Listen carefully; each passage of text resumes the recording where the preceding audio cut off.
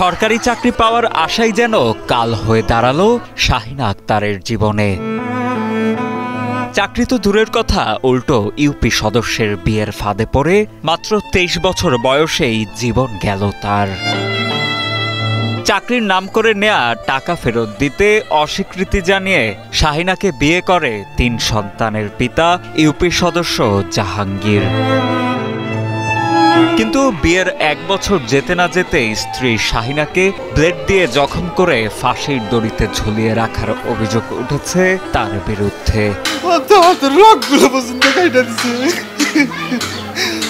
অনেকভাবে টর্চারিং করছে, হাতের ভিতরে প্যারা গোমারা আছে।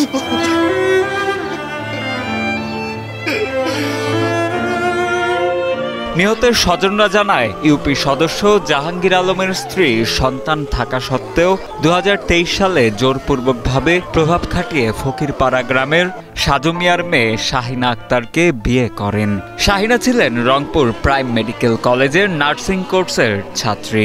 সরকারি চাকরি দেওয়ার কথা বলে শাহিনা ও তার পরিবার থেকে 18 লাখ টাকা হাতিয়ে নেয় ইউপি সদস্য জাহাঙ্গীর। এক পর্যায়ে শাহিনাকে বিয়ের প্রস্তাব দেয় সে।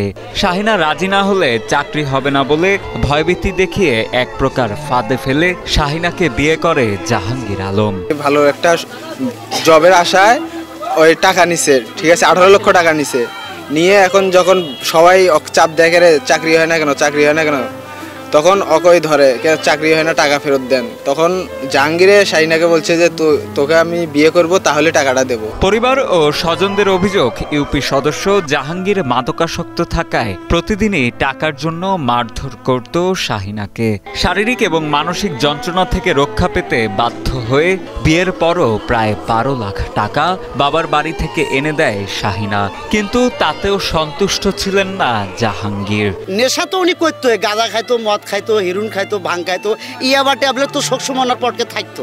হুনা পেরাক বলে ঢুকি দিছিল, এই হাতে হাতে বেলেট দিয়ে কাটি কুটি দিছি, দিয়ে তো হলো আমার বোনকে মারি ফেলাইছে। মঙ্গলবার বিকেলে শাহিনার অসুস্থতার কথা বলে তার শ্বশুরকে ফোন করে দ্রুত আসতে বলে জাহাঙ্গীর। পরে শাহিনার মা এসে শাহিনাকে ঝুলন্ত অবস্থায় দেখতে পান।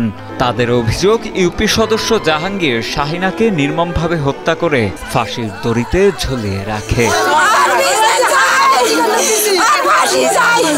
এ ঘটনায় 15 মে শাহিনার বড় ভাই আবু জাফর বাদী হয়ে 3 জনকে আসামি করে গাইবান্ধা সদর থানায় একটি মামলা দায়ের করেন। ফোন করে কইছে যে অসুস্থতা হাসপাতালে নেওয়া নাকি, আইসো তাড়াতাড়ি। দুয়ার গানে করে ধাক্কা দিয়ে কয় ওই যে তোমার বেটি কি করছে, কয় ওই নাই মই না মোর মাইয়াক সরে দুবার একটা মানুষ নাই ওরে।